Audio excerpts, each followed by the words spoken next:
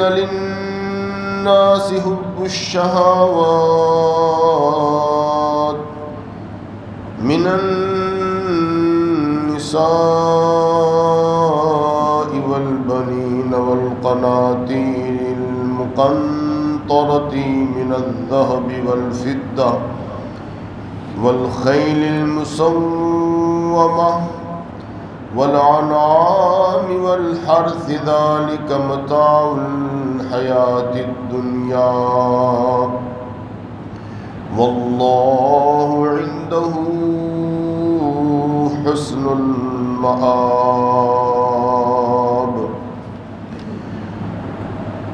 وعن عمر بن الخطاب رضي الله تعالى عنه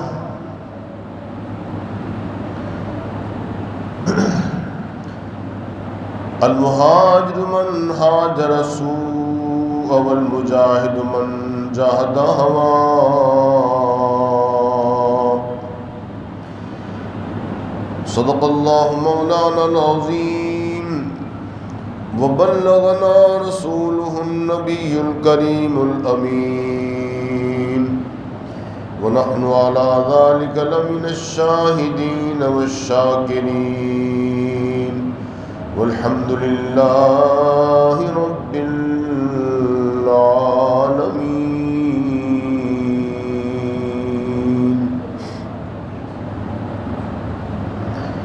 حضرات احترام، معزز سامعین، عزیز بزرگوں، ہم سفر ساتھیوں، آج کی اس نشست میں مرید کون ہوتا ہے اور اس کا سفر ارادت کیا ہوتا ہے. شیخ عبد القادر جیلانی رحمۃ اللہ علیہ اپنے مریدین کی اصلاح کیسے فرماتے. قرآن مجید فرقان حمید میں پیارے آقا علیہ السلام کی عظمت اور شان کہ آپ اپنے صحابہ کرام کی تربیت کیسے کرتے اور ان کے ارادوں کو کیسے بدلتے ہیں اور ان کو اپنا کیسے انہوں نے مرید بنایا کہ پھر وہ اللہ والے بن گئے اور آج ہم ان کا نام لے کر اپنے ایمانوں کو تازہ کرتے ہیں. یہی وہ فکر تھی جس کو تسلسل کے ساتھ اولیاء کرام نے اس حالات کے تقاضوں کے مطابق اس مشن نبوت کو آگے بڑھایا اور اس طرح بر صغیر کے اندر دیکھتے ہیں کس طرح اولیاء کرام نے ہمارے آباء و اجداد کو کلمہ پڑھایا، ان کی تربیت کی، پھر ان میں بڑے بڑے علماء پیدا ہوئے اور ایک پورا انقلاب برپا ہوا اور مسلمانوں نے 200 سال یہاں پہ حکومت کا ڈالا. ان حکمرانوں کو ہم دیکھتے ہیں کہ کس طرح وہ اللہ تعالیٰ کے نیک بندوں کے ساتھ تعلق رکھتے، اپنی خواہشات کو ان کے سامنے بیان کرتے، لیکن اہل علم کے ساتھ اور اللہ والوں کے ساتھ جو بادشاہ ہوتا ہے جس کے دل کے اندر حقیقی محبت پائی جاتی اسلام کی، وہ علماء سے محبت کرتا ہے، وہ اہل اللہ سے محبت کرتا ہے. کما قال نبی صلی اللہ علیہ وسلم الحکمت الدالۃ للمؤمن، حکمت کی چیزیں، دانائی، اصلاح کی چیزیں، یہ مومن کی گم شدہ چیزیں ہیں. وہ جہاں سے بھی پاتا ہے وہ اس کو فوراً حاصل کرتا ہے. بندہ مومن ہر وقت اپنے رب کی تلاش میں رہتا ہے. جیسے قرآن عزیز میں ہم ہر نماز میں پڑھتے ہیں اعوذ باللہ من الشیطان الرجیم اہدنا الصراط المستقیم، اے اللہ ہمیں سیدھا راستہ دکھا دے۔ اور انسان بار بار اس کو پڑھتا رہتا ہے اور اپنے رب کے ساتھ ایک اپنے تعلق استوار کرتا ہے۔ اللہ تعالیٰ کی ذات نے ان بندوں کے بارے میں ارشاد فرمایا کہ جن پر میں نے انعام کیا ہے تم نے ان کے راستے پہ چلنا ہے۔ اور یہ رابطہ جو ہے اللہ تعالیٰ کی ذات کے ساتھ تین طریقے سے رابطے ہوتے ہیں۔ ایک ہوتا ہے زیرِ نیچے والا رابطہ، ایک ہوتا ہے اوپر والا رابطہ، اور ایک ہوتا ہے اللہ تعالیٰ سے رابطہ۔ ابھی ہم نے دنیا کے رابطوں کے اندر اس قدر مشغول ہیں کہ جس میں فرمایا کہ حرص ہے، ہوس ہے، طلب ہے، خواہش دنیا ہے، یہ ہمارے رابطے ہیں دنیا کے ساتھ۔ حرص، ہوس اور دنیا کی خواہش ہے، اور اس سے آگے جو رابطہ ہے وہ بالائی رابطہ جسے کہتے ہیں، وہ ہے جنت اور آخرت کی تیاری۔ جنت اور آخرت کی تیاری، جب انسان جنت کے لیے اور آخرت کے لیے اپنے آپ کو تیار کرنا چاہتا ہے تو حرص، ہوس اور لالچ کے رابطے کو ختم کر دیتا ہے۔ جب تک یہ رابطے ختم نہیں ہوں گے، دنیا کی خواہش، آپ مسجد میں آئے، کاروبار تھا آپ کا، دنیا کی دولت تھی، حرص تھی، لالچ تھی، اس کو قطع تعلق کر کے پھر یہاں پہ آئے۔ ایک شوق پیدا ہوا کہ میں اس کے ذریعے سے جنت حاصل کروں گا، میں اس کے لیے آخرت کی تیاری کروں گا، اور فرمایا کہ اس جنت اور آخرت کی تیاری کے ساتھ ساتھ اصل مقصد یہ ہے، ایک اور رابطہ ہے بندہ مومن کا، اور وہ رابطہ ہے اللہ سے رابطہ۔ کیا ہے؟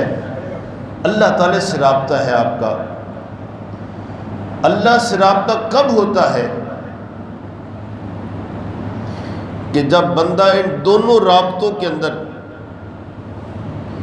دنیا کے رابطے، حرص، ہوس، لالچ، طمع، یہ ختم کرتا ہے تو مسجدوں میں کے اندر نماز، روزہ اس کی طرف آتا ہے، آخرت کی تیاری کرتا ہے۔ فرمایا کہ یہ آخرت کی تیاری جب بندہ کرتا ہے تو یہ آخرت کے لیے لگا رہتا ہے۔ فرمایا کہ یہ اللہ کی طرف ابھی نہیں آیا، ابھی اللہ تعالیٰ کی طرف نہیں آئے۔ فرمایا کہ جب دونوں رابطے، نیچے والا بھی رابطہ دنیا کا اور آخرت کا بھی رابطہ، ان دونوں کو ختم کر دو گے تو پھر اللہ کا رابطہ قائم شروع ہو جائے گا۔ سیدہ رابعہ بصری سلام اللہ علیہا کتنی عظیم اللہ کی ولیہ ہیں، بیت اللہ شریف کی طواف کر رہی ہے، طواف کرتے کرتے اپنی نگاہ ولایت سے دیکھا کہ لوگوں کے طواف کی کیفیت کیا ہے۔ ایک آدمی کو دیکھا کہ وہ بہت گناہ گار ہے، اور اس نے کہا کہ چلو اللہ کے گھر میں جاتا ہوں اور وہاں پہ جا کر اپنے گناہوں کی معافی مانگتا ہوں، اور دوزخ کے عذاب سے اللہ تعالیٰ سے پناہ مانگتا ہوں کہ اللہ تعالیٰ میرے اس گناہوں کی وجہ سے مجھے دوزخ کا عذاب نہ دے ڈالے۔ دوزخ سے ڈر رہا تھا۔ ایک اللہ والا، اس کے دل کے اندر شوق پیدا ہوا کہ میں جنت کے اندر اتنے باغات، حور و غلمان، اتنی نعمتیں اللہ تعالیٰ کی، میں ان نعمتوں کے حصول کے لیے قدم قدم کے اوپر اللہ تعالیٰ کی ذات اجر و ثواب عطا کرتا ہے، تو میں ایک قدم اٹھاؤں گا، سبحان اللہ پڑھوں گا، جنت میں درخت لگ جائے گا، تو جنت کے کتنی بہاریں مجھے یہ نصیب ہو جائیں گی۔ تو جنت کی خواہش اور اس کی طلب سے وہ طواف بھی کر رہا ہے، ذکر بھی کر رہا ہے، اور اللہ تعالیٰ کی بارگاہ میں اس کی حور و غلمان کو، اس کے لیے اپنے آپ کو اس قدر منہمک ہے دلوں کے اندر خیالات کہ ایک گروہ گناہوں کی وجہ سے کہ اللہ تعالیٰ ہمیں عذاب نہ دے ڈالے، اور اس عذاب کی وجہ سے دوزخ اس سے ڈر رہا ہے، اور دوسرا گروہ جو تھا وہ جنت کے حصول کے لیے وہ عبادت کر رہا تھا۔ تو آپ نے وہاں سے دو برتن پکڑے، ایک پانی، ایک کے اندر آگ رکھی اور ایک کے اندر پانی رکھا، اور بیت اللہ شریف سے باہر نکل جاتی ہیں۔ اللہ والوں کا اللہ والوں کے ساتھ یہ رابطہ ہوتا ہے۔ ابو بن ادھم وقت بہت بڑی ولی کامل اور رابعہ بصری کے شاگرد ہیں، وہ اتنا بڑا عظیم اللہ کا ولی ہے۔ وہ بھی کہا کہ اے اللہ کی ولیہ، اے شیخہ، لوگ سارے پرندوں کی طرح اپنے گھونسلوں کی طرف آ رہے ہیں، بیت اللہ شریف ہے، اللہ کا گھر ہے، اس سے بڑھ کر کوئی آستان کون ہو سکتا ہے جہاں پہ جبین نیاز کو جھکایا جائے؟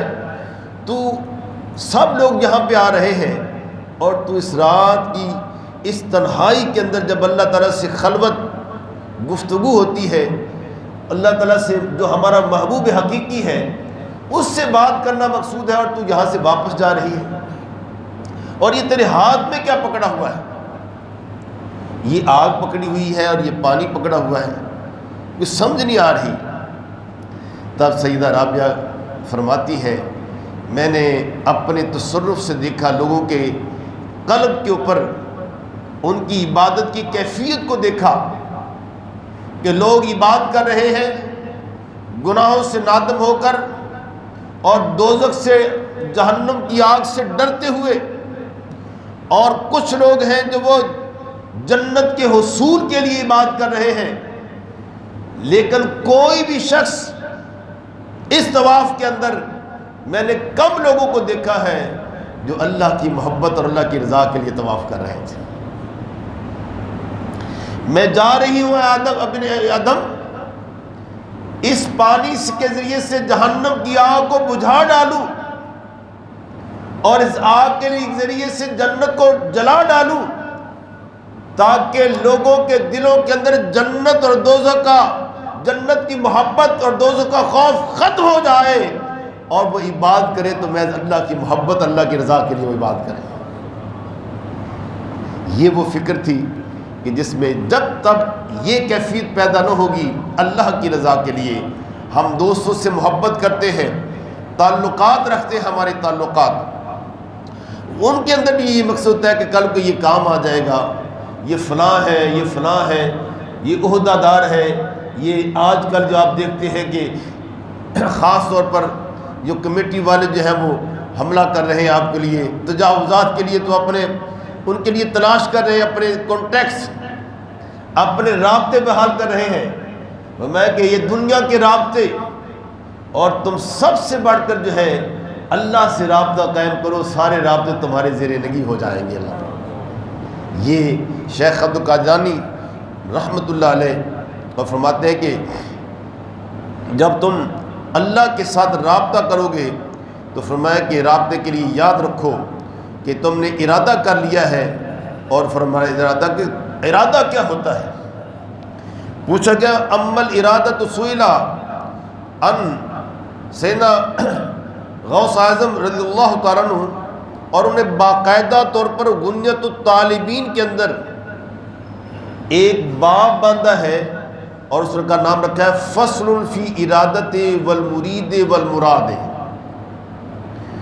کہ مرید اور مراد جو خواہش ہے آپ کی، اور جو جستجو اور منتہا مقصود ہے، اس کے بارے میں فرمایا کہ وہ ارادہ کیا ہوتا ہے، اور فرمایا کہ جس چیز کو انسان اپنی عادت بنا لے، کیا بنا لے؟ عادت بنا لے، اور پھر وہ اپنی عادت کو چھوڑ دے تو عادت کو چھوڑ دینے کا نام ارادہ ہے۔ عادت کو چھوڑ دینے کا نام ارادہ ہے۔ آپ دیکھتے ہیں کہ عادت کیسے پیدا ہوتی ہے؟ عادت کو چھوڑ دینے کا نام ارادہ، اور عادت کیسے بنتی ہے؟ فرمایا کہ عادت ایک دن میں نہیں بن جاتی، کہتے ہیں کہ فطر نیچر کانٹ بھی چینج، آپ کی فطرت عادت نہیں بدلتی ہے۔ سکارپین جو ہے، یعنی ٹھوا یا عقرب جو ہے، بچھو جو ہے وہ ڈانگی مارے گا، اور اس طرح سانپ جو ہے وہ بھی کبھی پتروں کبھی متر نہ ہوں دے باوے لکھا من، ان جتنا مزی ان کے ساتھ پیار کرتے رہے تو وہ آخر کار وہ سانپ ہے، اس کو اپنا ادا کرے گا۔ فرماتے کہ عادت ایک دن نہیں بنتی ہے، عادت بنانے کے لیے پہلے انسان کے دل میں خیال آتا ہے، خیال کے بعد اہل تصوف فرماتے ہیں کہ خیال کو وہ خطرہ کہتے ہیں۔ جو بھی تمہارے دل میں خیال آتا ہے یہ سمجھ لو کہ خیال ہمیشہ نفس کی طرف سے پیدا ہوتا ہے۔ آپ جا رہے ہیں کہ آپ کو خوشبو آ گئی ہے، شام کے وقت مچھلی جو ہے وہ تلی جا رہی ہے، تو آپ کہتے ہیں یار مچھلی کھانی چاہیے اس سن میں، خیال آیا نا؟ یہ آپ کے دل میں یہ نفس نے خیال پیدا کر دیا، اور یہ شیطان کی طرف سے دنیا کی طرف آپ کو اس نے مرغوب کر دیا، اور منفی خیال آ گیا۔ کوئی عورت جا رہی ہے، اس کی طرف آپ نے دیکھا اور دیکھنے کی خواہش پیدا ہو گئی، تو آپ نے ان خیالوں کو، آپ کا تعلق اللہ تعالیٰ سے کٹ کر دنیا کے اندر پیدا ہو گیا۔ اس لیے فرمایا کہ پہلے اپنا محاسبہ کرو خیال کے اوپر، فوراً جب بھی خیال آئے اپنا محاسبہ کرو، اپنی سرزنش کرو، فوراً کہو اعوذ باللہ من الشیطان الرجیم، لا حول ولا قوت الا باللہ العلی العظیم۔ شیطان خیال بار بار حملہ کرے گا، للچائی ہوئی نگاہ سے دیکھے گا، کھانا کو کھا رہا ہے تو اس کو طرف دیکھے گا، شادی بیاہ کے اندر آپ دیکھتے ہیں اس طرح بار بار جب انسان ایسا کام کرتا ہے تو فرمایا کہ پھر وہ عادت بن جاتی ہے۔ آپ بازار کے اندر بیٹھنے والے، ان کی عادت بن گئی عورتوں کو دیکھنا، وہ کبھی بھی اپنے ارادے کو وہ ارادہ نہیں کریں گے ترک کرنے کا، وہ ارادہ نہیں کریں گے ترک کرنے کا، کیونکہ انہیں عادت بن چکی ہے۔ عادت کو ترک کرنا، فرمایا کہ اس کا نام یہ محاسبہ ہے، اور فرمایا کہ اس کے بارے میں اہل اللہ نے فرمایا کہ بار بار اپنے دل کے اندر محاسبہ کرو، کون سا منفی خیال آ رہا ہے، کون سی فکر پیدا ہو رہی ہے۔ بشری تقاضے ہیں، شیطان آپ کے پاس آ رہا ہے، بازار کی بات یعنی کہ بہت بڑی وہ مسجد نہیں ہے، فرمایا کہ دنیا میں سب سے بڑا، حالانکہ وہاں پہ روزی ہوتی ہے، فرمایا کہ سب سے بری جگہ مکہ مکرمہ اور مدینہ کے بازاروں کو چھوڑ کر سب سے بری جگہ جو ہے وہ بازار ہوتے ہیں، شیطان کے جال ہوتے ہیں، انسانوں کو گمراہ کرنے کے لیے عورتیں بے پردگی کے عالم کے اندر اور اس طرح ہوائے نفس کے لیے بازاروں میں چلے جاتے ہیں لوگ۔ فرمایا کہ اس عمر میں اپنے آپ کو اللہ تعالیٰ سے پناہ میں لے کر جاؤ، اور فرمایا کہ یاد رکھو 3 مرتبہ شیخ عبدالقادر جیلانی فرماتے ہیں کہ اپنی 3 مرتبہ سورہ قل، آخری قل پڑھ لو، 3 مرتبہ سورہ یعنی قل هو اللہ ہی پڑھ لیں آپ، اللہ تعالیٰ کی ہیبت، خوف آپ پھر پر طاری کریں کہ میرے دل میں کیوں خیال پیدا ہو رہا ہے، یہ شیطان کیوں بار بار میرے اوپر آ رہا ہے، برا خیال کیوں پیدا ہو رہا ہے؟ کیونکہ یہ دنیا ہے، یہ ابھی آگے تو بہت دور کی بات ہے، ابھی تم نے نماز اور روزہ، اس کے اندر بھی کتنے خیال آ جاتے ہیں، اس کا بھی محاسبہ نہیں کیا۔ قرآن عزیز نے ارشاد فرمایا کہ وہی یشاء یذہبکم ویأتی بخلق جدید۔ اے دنیا والوں، اے مسلمانوں، اگر اللہ جل شانہ چاہے تو ایک خیال کو ختم کر کے دوسرا نیا اچھا خیال بھی لا سکتا ہے اللہ تعالیٰ۔ وَمَا ذَلِكَ عَلَى اللَّهِ بِعَزِيزٍ، اور اچھا خیال لانا اللہ تعالیٰ کے لیے کوئی آسان نہیں ہے، کوئی مشکل کام نہیں اس کے لیے، وہ بہت ہی آسانی کے ساتھ تمہیں یہ عطا فرما دے گا۔ فرمایا کہ پھر برے خیال سب سے زیادہ انسان کو نقصان پہنچانے والے ہیں۔ شیخ عبد القادر جیلانی رحمت اللہ علیہ، میں حیران ہوتا ہوں کہ اولیاء کرام، ایون کہ نبی کی ذات کو دیکھو، پیغمبرانہ مشن، نبی سب سے معصوم عن الخطا ہے، لیکن وہ بھی نفس کا مالک ہے، حالانکہ اس کا نفس مطمئنہ ہے، نفس لوامہ ہے، مطمئنہ ہے۔ میرے آقا علیہ السلام نے ارشاد فرمایا کہ جب بھی انسان پیدا ہوتا ہے اس کے ساتھ ہی ایک رحمت، نیکی کا فرشتہ، اور ایک شیطان جو اس کو برائی کا حکم دینے والا ہوتا ہے، وہ فوراً ساتھ ہی پیدا ہو جاتے ہیں۔ اور جب بھی تو کوئی اذان آتی ہے تو آپ کے دل میں خیال آتا ہے، وہ نیکی کا فرشتہ جو ہے وہ آپ کہتا ہے کہ یار نماز پڑھنی چاہیے تمہیں، اور برائی کا فرشتہ جو جن ہے، شیطان، وہ آپ کو کہتا ہے کہ ابھی دنیا داری کے معاملات ہیں، یہ کام کر لو، یہ کام کر لو، ابھی بہت کام پڑا ہوا ہے۔ جیسا کہ ہمارے بزرگان دین فرماتے ہیں کہ اب بڈھے والی جا کے حج کریں گے، عمرہ کریں گے۔ ماشاءاللہ آپ تو نوجوانی کے اندر ہی جا رہے ہیں، لیکن ایک روایت تھی بر صغیر کی، اور وہاں پہ بھی دیکھا سعودی عرب والے ملیں گے کہ جہاں پہ باقی تمام ملکوں کے اندر انڈونیشیا کے نوجوان شادی سے پہلے شادی کرنے کے لیے فرماتا ہے کہ جس آدمی نے نوجوان نے شادی کرنے کو کہتا ہے کہ عمرہ کیا ہے کہ نہیں کیا ہے۔ یہ انڈونیشیا کے نوجوانوں کا حال ہے، عمرے والے آدمی بچے کے ساتھ وہ شادی کرتے تھے، عورتیں۔ اور اس طرح ترکی کے اندر بھی نوجوان بندے آتے ہیں، پاکستان سے اب تو الحمدللہ کافی ایک ٹرینڈ بن گیا ہے، لیکن پھر بھی بوڑھے ہو کر جاتے ہیں۔ تو میں یہ عرض کر رہا تھا کہ جب خیال پیدا ہوتا ہے تو فوراً ایک جنگ تمہارے اندر پیدا ہو جاتی ہے۔ فرمایا کہ فوراً اس میں اللہ خیال کو کنٹرول کرنا، نبی علیہ السلام نے اپنے اس خیالوں کو کنٹرول کرنے کے لیے 6 مہینے غار حرا میں گزارے۔ امام الانبیاء ہیں۔ اس طرح حضرت موسیٰ علیہ السلام وہ 40 دن تک اللہ تعالیٰ کی ذات سے کلام کرنے کے لیے، فرمایا کہ ابھی نہیں، جاؤ روزہ رکھو۔ اور آپ کو پتہ ہے کہ انبیاء علیہ السلام روزہ کیسے رکھتے ہیں؟ صبح پانی پیا، 2 کھجوریں کھائیں، اور شام کو پھر 2 کھجوریں کھا لیں۔ یہ ان کا روزہ اور افطاری ہوا کرتا ہے، تاکہ دل کے اوپر جو کثافتیں ہیں وہ دور ہو جائیں اور اللہ تعالیٰ کے نور کا ظہور ہو جائے تمہارے دلوں کے اندر۔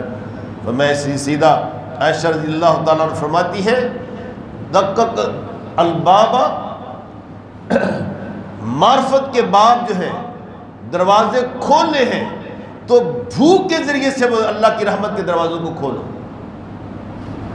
پیٹ بھرا ہوا کبھی بھی اللہ کی رحمت کا دروازہ نہیں کھول سکتا ہے۔ تو میں یہ عرض کر رہا تھا کہ سیدنا شیخ عبد القادر جیلانی رحمۃ اللہ علیہ فرماتے ہیں کہ جس طرح دوائی لینے کے لیے ہم اینٹی بائیوٹک استعمال کرتے ہیں اور تاکہ وہ مرض ختم ہو جائے، اس طرح قرآن عزیز کے اندر ہم دار اسلام میں جب بھی داخل ہوتے ہیں تو ہمارے دخول کا سب سے پہلا جو کلمہ ہوتا ہے وہ کہتا ہے لا الہ الا اللہ. وہ ساری دنیا کی نفی ہوتی ہے، برے خیالوں کی نفی ہے، خواہشات کی نفی ہے. بت کیا ہوتا ہے کہ جو چیز دیکھو وہ کہتا ہے کہ میں تو یہ لینا ہے. بچے کو دیکھو کہتا ہے، جب وہ کہتا ہے میں نے یہ لینا ہے، میں نے یہ لینا ہے، اس کی خواہشیں پوری نہیں ہوتی ہے. فرمایا کہ شرف الدین بصری رحمۃ اللہ علیہ فرماتے ہیں قصیدہ بردہ کے اندر، نفس کی مثال ایک بچے کی طرح ہے. بچے کو جب تک چاہے گی ماں دودھ پلاتی جائے گی، 12 سال کا ہو جائے گا وہ دودھ پیتا چلا جائے گا. اذا یفتم، جب وہ چھڑائے گی، یفتم تو وہ دودھ چھوڑ جائے گا. چاہے وہ 2 مہینے کا بھی تبھی دودھ چھوڑ دیتا ہے، اور 2 سال کے بعد 6 سال تک بچہ وہ دودھ پیتا رہتا ہے.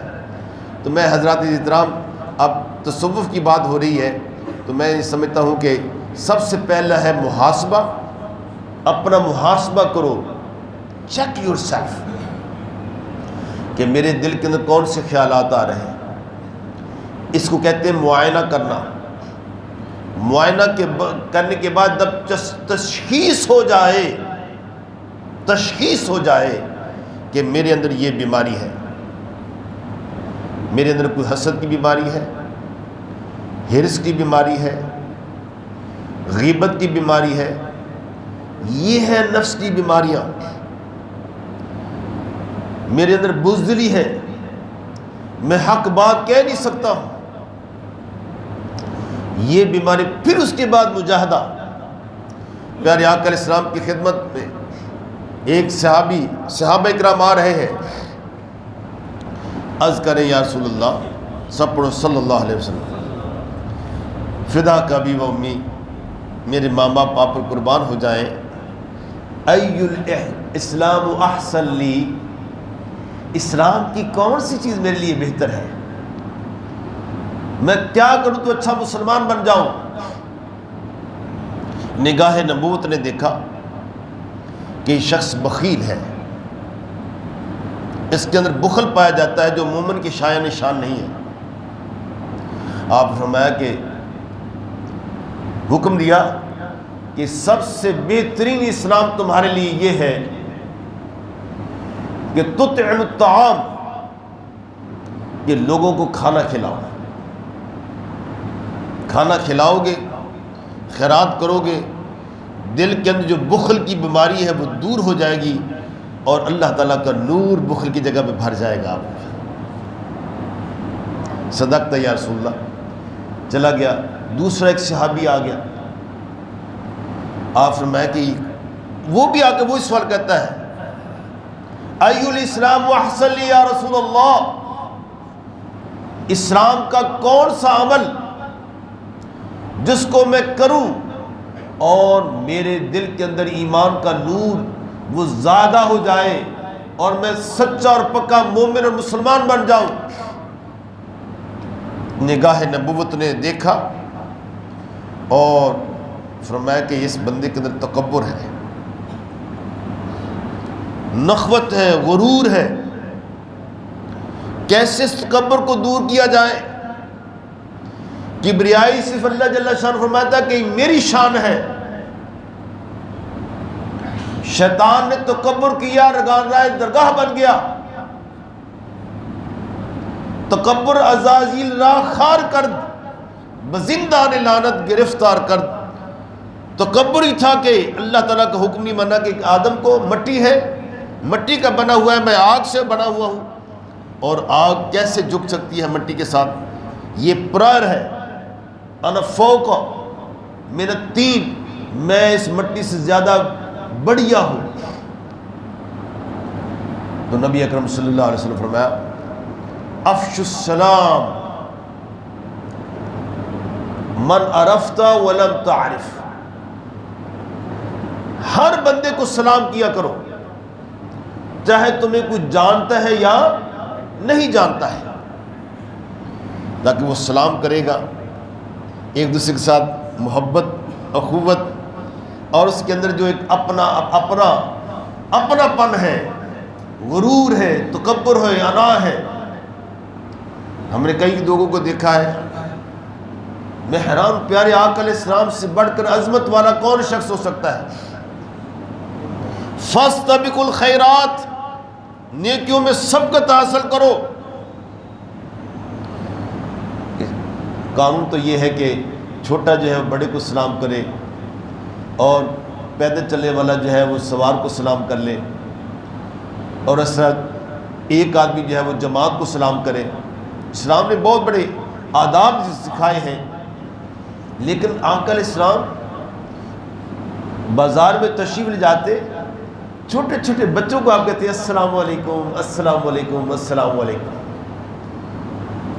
صحابہ فرماتے ہیں کہ ہم حاضر ہوتے آقا علیہ السلام کی خدمت میں، آپ گفتگو کر رہے ہوتے تو ہم انتظار کرتے کہ آپ ہماری طرف توجہ کریں گے تو ہم آپ کو سلام کہیں گے، لیکن جب آپ کھڑے ہو جاتے انتظار کرتے کہ آقا علیہ السلام اپنا رخ انور ہماری طرف پھیریں کہ ہم سلام کریں۔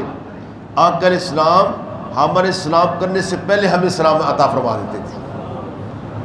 فرمایا کہ جو شخص پہلے سلام کرتا ہے، اللہ تعالیٰ کی ذات اس کے اندر وسعت پیدا کر دیتا ہے، اور اس کو 10 نیکیاں اجر و ثواب زیادہ مل جاتا ہے۔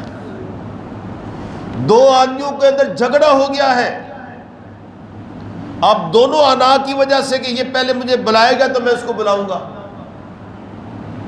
یہ انا، یہ تکبر ہے۔ فرمایا کہ من تواضع للہ فقد رفعہ اللہ، جو آدمی کسی کے لیے جھکتا ہے، اللہ کی رضا کے لیے کسی کے سامنے عاجز کے ساری کے ساتھ پیش آتا ہے، فقد رفعہ اللہ، اللہ تعالیٰ اس کو بلندی عطا فرما دیتا ہے۔ اس لیے دوستوں کے اندر کبھی کوئی مناقشہ ہو جائے، یہ نہ کہو کہ مجھے ٹیلی فون کرے گا تو میں کروں گا، ویسے اس کا ٹیلی فون کر کے اس کا حال و جال پوچھ لو، اللہ تعالیٰ تمہارے سینے کو کشادہ فرما ڈالے گا، اور اللہ تعالیٰ تمہارے دل کو حسد سے پاک کر دیا، کینہ سے پاک کر دیا، غرور سے پاک کر دیا۔ یہ ساری کی ساری نشانیاں شیطان کی ہوتی ہیں، اور اس طرح اللہ تعالیٰ کی ذات تمہیں اپنے بندوں میں شمار فرما ڈالے گا۔ میرے آقا علیہ السلام کو کیا کیا تکلیفیں پہنچائی مشرکین مکہ نے، اپنوں نے، غیر نہیں تھے، لیکن سب کے سامنے جا کر پھر اسلام پیش کر دیتے ہیں۔ تو حضرات احترام، پہلے آپ نے اپنا محاسبہ کرنا ہے، پھر معائنہ کرنا ہے، پھر اس کے بعد مجاہدہ ہے۔ ہم اللہ والوں کے پاس جائیں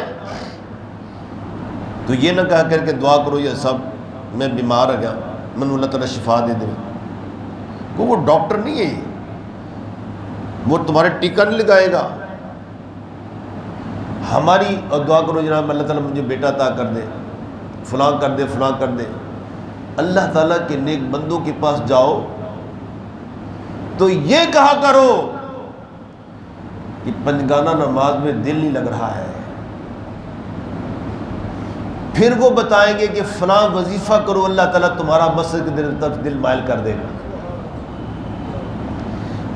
اللہ والوں کے پاس جاؤ، مرشد کامل کے پاس، اس سے جاؤ کہ مجھے تہجد نصیب نہیں ہو رہی، جو اللہ تعالیٰ کے نیک بندوں کا مقام ہوتا ہے، میں وہ تہجد پڑھنا چاہتا ہوں۔